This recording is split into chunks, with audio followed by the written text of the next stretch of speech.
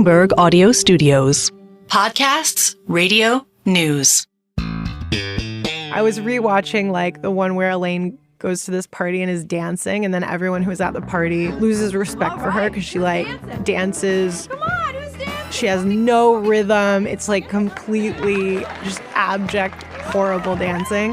No, that ain't dancing, Sally. I dance fine. You stink. My colleague Annie Massa has always had a soft spot for Seinfeld. I had to tell her my favorite George moment. I love when he works for the Yankees and he doesn't know what he's supposed to do. His boss tells him there's only one thing you have to do. Well, I was wondering. You mean you haven't been to payroll? And he botches it. Yeah. Payroll? No, I haven't done that. Well, what's the problem? Now, come on, George. Annie has been catching up on old Seinfeld clips recently. For work. Because the show isn't just iconic TV. It's also been extremely lucrative for its co-creator and namesake, Jerry Seinfeld. Today on the show, how a show about nothing made Seinfeld a billionaire, and why Seinfeld's success with syndication and streaming could be so hard to replicate. This is The Big Take from Bloomberg News. I'm Sarah Holder.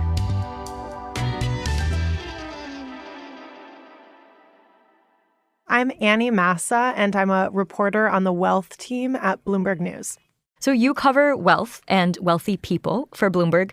Today we're here to talk about a new addition to Bloomberg's list of billionaires who made his money not from finance or from tech, but from comedy. Jerry Seinfeld. Why did you start looking into Seinfeld's net worth? So it's been known for a while that he's very, very wealthy. Of course, Seinfeld was a huge hit all through the 90s. And it's known that Seinfeld has some pretty expensive real estate, this huge collection of vintage cars. And he's just such a well-known figure that we figured it might be time to take a look at how much wealth he's accumulated over these years of mega syndication deals and streaming deals and touring, and just tally up his wealth and his net worth. And as we did that, the calculation that we did proved he was a billionaire.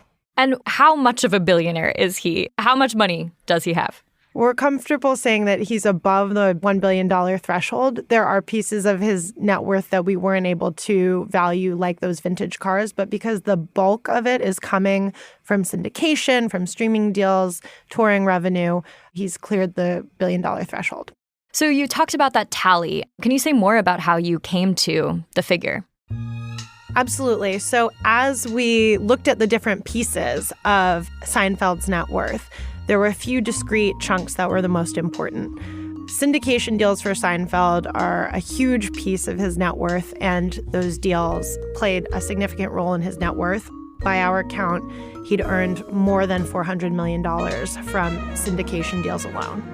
Then there are other streaming deals. So something that's interesting about Seinfeld is that he was really able to navigate from this huge hit show in a really different era of American TV into a completely different model, which is the streaming model. But he has the fortune that Seinfeld is such an enduring hit, really, that all the mega streaming companies like Netflix really were in a race to get the global streaming rights. So Netflix paid more than $500 million for the global streaming rights to Seinfeld several years ago, and Seinfeld was able to get around $100 million just from streaming. And then on top of that, he also does live tours. So we went into some data that tracks touring revenue for all kinds of different entertainers. And we found that he had in the realm of about $100 million of touring revenue.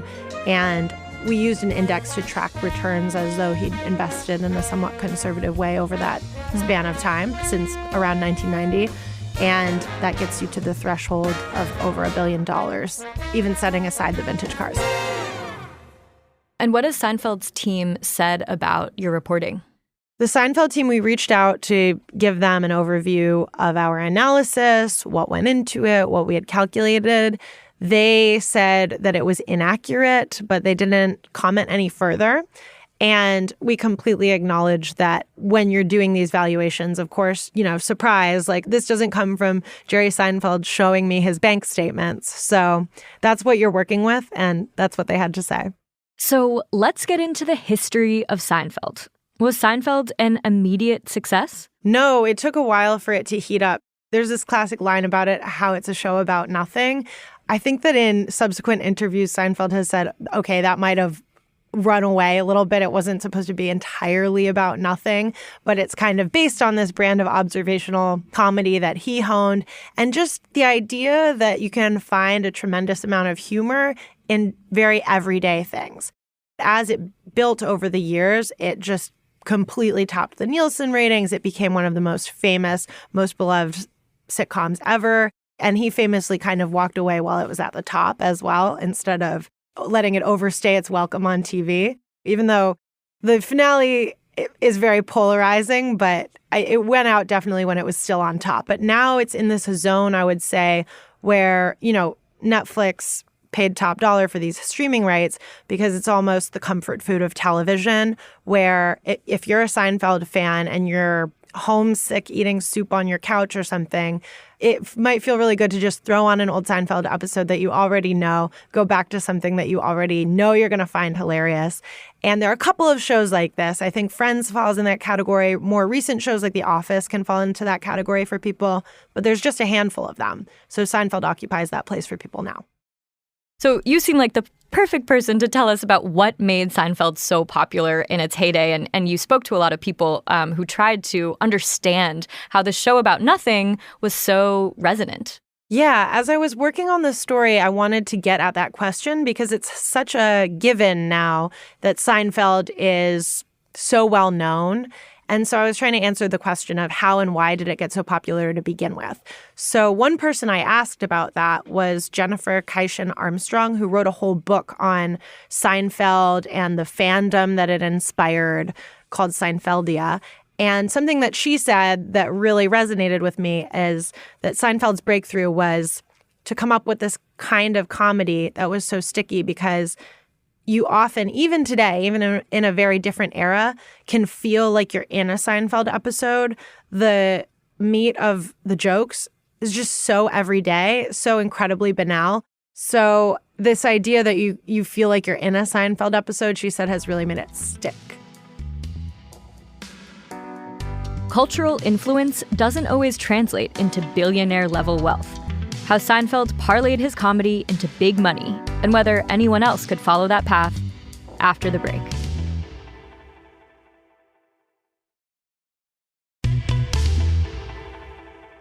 We're back. I've been speaking with my colleague Annie Massa about the enduring appeal of Seinfeld and how it helped its creator get on the Bloomberg Billionaires Index. What made the series so financially lucrative? Was Jerry actually making a lot of money during the show as it was coming out every week?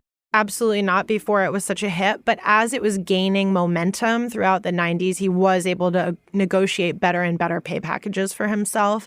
And even at the time, actually, studio executives sort of were starting to realize this could be the last of an era. But the syndication is really where the much more extreme wealth comes in. Right. So let's talk a little bit more about that syndication. Sure. I mean, the idea behind syndication is the whole idea of reruns, right? It's what underpins when you're watching something that's already aired on another, channel for the first time. Syndication rights are all about, okay, who can air this show and what these episodes of this show and when and who's it going to reach?